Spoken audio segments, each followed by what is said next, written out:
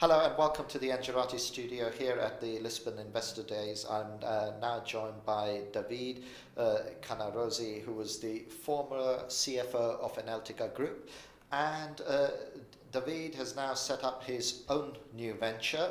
You're still an advisor to Analytica Group, so you know that is still a relevant reference. And your company is called GNE Finance, and you've set yourself up as an advisor to this sector and still very much working in this sector. But one of the great things about having had experience of being in the thick of the sector, being a CFO at an ESCO who's providing these services, and then removing yourself and saying, hang on a minute, what I'm really interested in is advising to projects, it gives you a certain perspective, it gives you a back seat, and you can look at the whole forest rather than just staring at a tree sometimes. And one of the things you said off air, and we're preparing for this interview, you said the world is moving at the pace of a Formula One car. Let's not mention any specific Formula One cars because some are faster than others at the moment. But the rest of this energy efficiency world is moving at the pace of a truck. Now that you're looking at this with a little bit of a breather, what do you mean by that? I mean, where are you seeing the disconnects in speed? Well, thank you very much, Adam, for the opportunity of this interview, and I'm more than happy to discuss about the energy efficiency sector, which is my expertise. What I see the disconnect between energy efficiency and the rest of the world is when I look at it from an holistic point of view, so from several points. In terms of market, the potential is theoretically huge, but the market is still extremely fragmented, tiny in terms of average size of the projects, and there's no standardization of the projects. There are no really best practices that are in place. And the picture also changed from country to country at European level. So we can clearly see here in Lisboa that Portugal resembles Spain 4 or 5 years ago, which on the other side, Spain is probably behind the countries like Italy of 3 or 4 years. But the common element is that regardless if you're talking about Germany, France, Spain, or Portugal, we are still very far away from where we should be.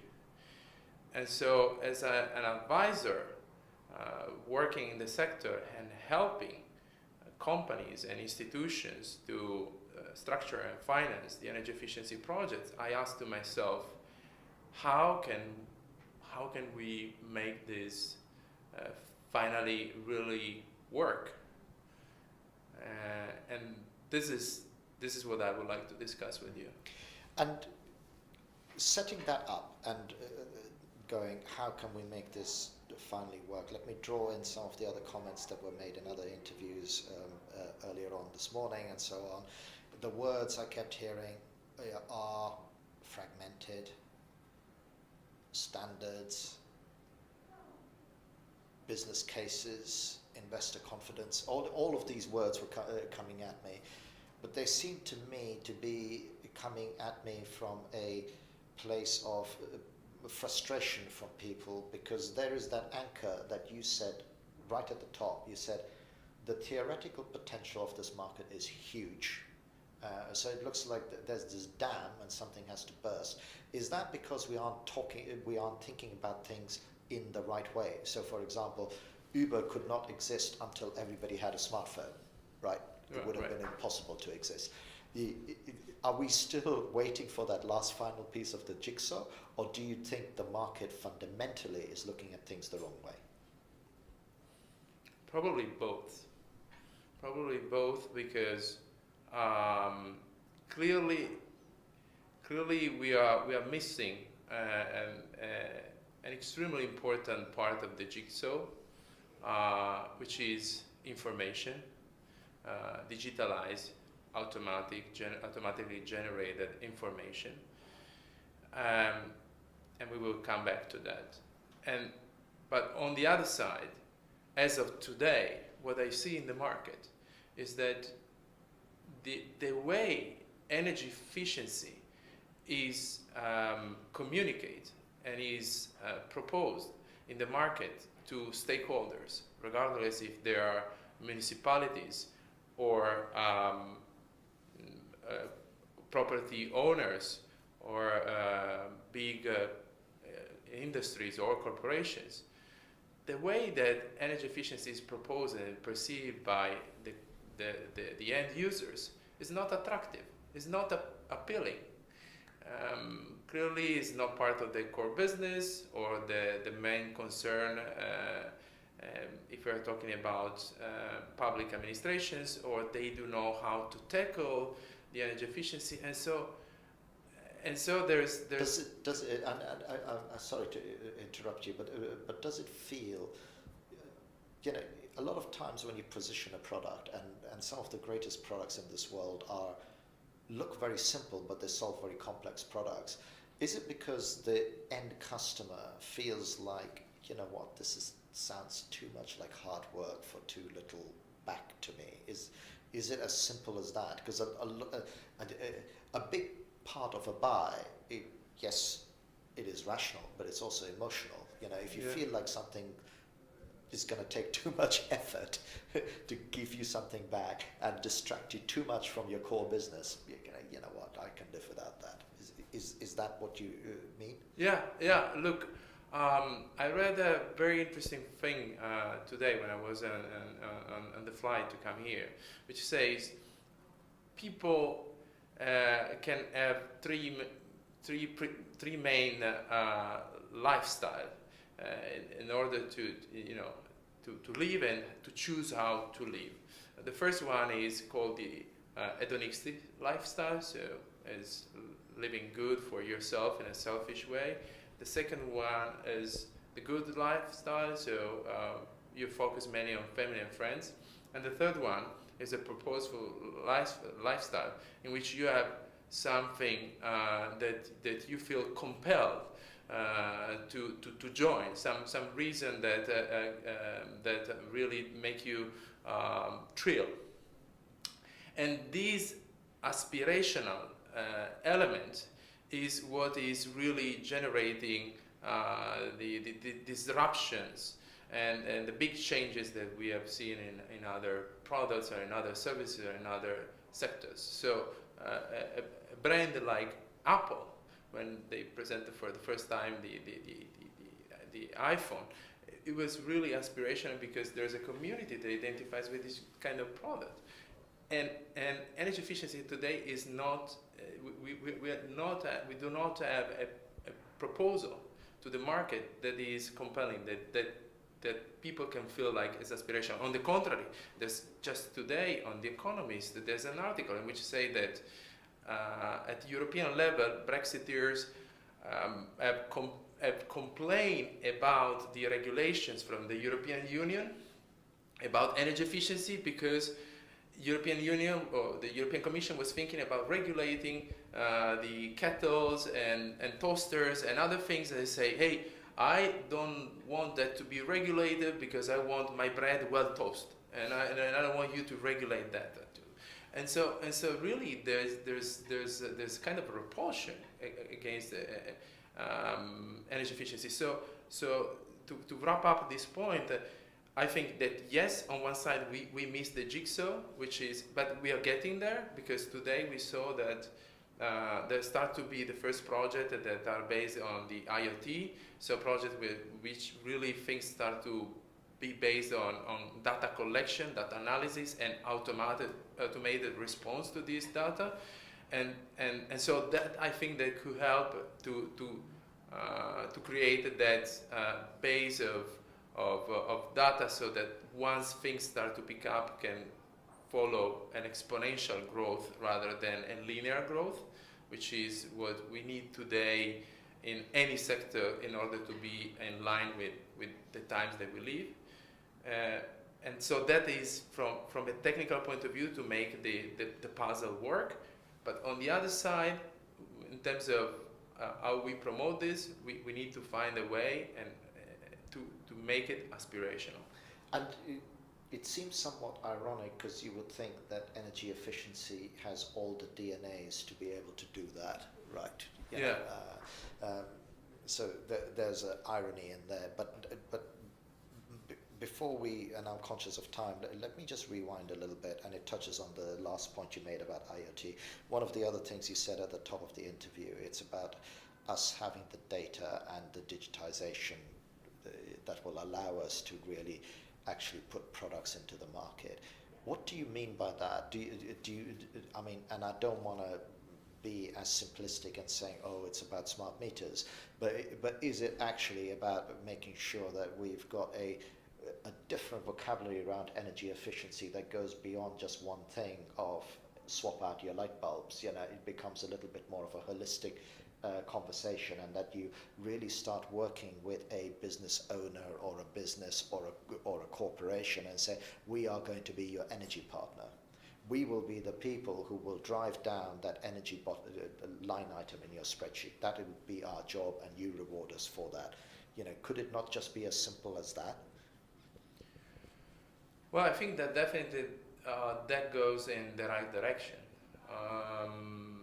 Now, if it is the definite answer, that I do not know, but thanks to the IoT, and we see that if we have the possibility to start to organize projects with data collection, then the possibility to standardize these projects, to have benchmark of the performance, to have automatic feedback, to send suggestions and tips to clients, then all of these start to become a virtuous circle that build up on the results of the previous projects. And so we have to move away from the actual situation in which every project and every implementation is different, and like we heard this morning, project that takes 3 years only to be designed and implemented. This is not in line with the times. We need automatic systems that are able to identify what is not working, what can be improved in the asset of a client, which kind of suggestions can be given, which elaborate the results and then promote several waves of improvements and investments, so that these keep improving with time. So what I get a sense of what you're advocating, and we're coming close to the end of the allocated time we've got for this interview, but it is almost like a platform play. It's almost like, okay, in theory, and let's stretch the scenario a little bit. There's nothing stopping us from having a platform, because there will be a bunch of businesses that will have very similar DNA, and if something works for one, we can either alert or supply that win to the others so that they can benefit from it as well.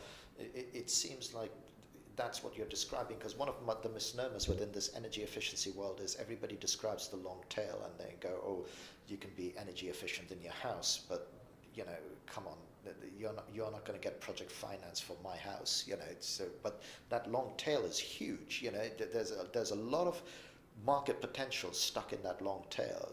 Do you not think that thinking about it like a platform play rather than a project finance issue, which is some of the narrative that I've heard today, is the way you should be thinking about it? Project financing and energy efficiency are divorced since a long time. It's a marriage that never happened, and I don't think that. And again, as a financial advisor of the sector, I would love to see more project finance in the energy efficiency sector. But I do not believe that this is the answer, because project finance is something tailor-made for very big ticket projects, which consider all kinds of situations that can happen, and it is basically is the opposite of what happens in energy efficiency. So I completely agree with you that it is a play of a platform, and the platforms today are based on digitized information, and that is what we need in this sector. And the seeds are there, because we saw companies like Innovatio that are using the IoT for their projects, and they're building up on that. I've been involved, and I participated in the last webinar where Jules Asset presented the platform SIF, which also is an online platform that collects all the data about projects and automate the way that they are analyzed and the way they are possibly financed. So that is another step in the right directions. And then we need to look at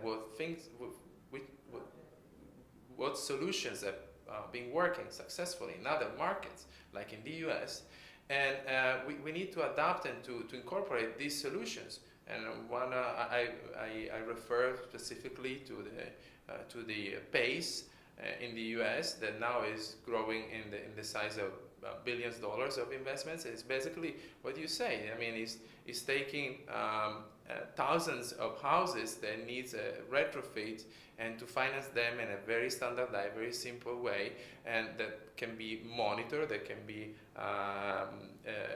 standardized, automated in the process, and that is what we need.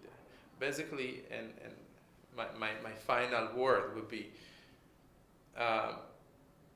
today we live in the age of information, and things in information grow at exponential rate, while energy efficiency being based on assets and investments, it moves at a linear pace. So more assets I implement, the more energy efficiency I can achieve. But then consider all the barriers in the market, this is moving at a low linear pace, and that's why it's a track. But we need to convert it in the Formula One, and to do that, we need to be able to make this process as lean and as efficient as possible in the way implementing things, and leveraging on the fact that energy efficiency, distributed power generation, and energy storage are digitalizing. So, and all these three things combined has to bring up the synergies in order to achieve the powerful impact that the markets are waiting since years now.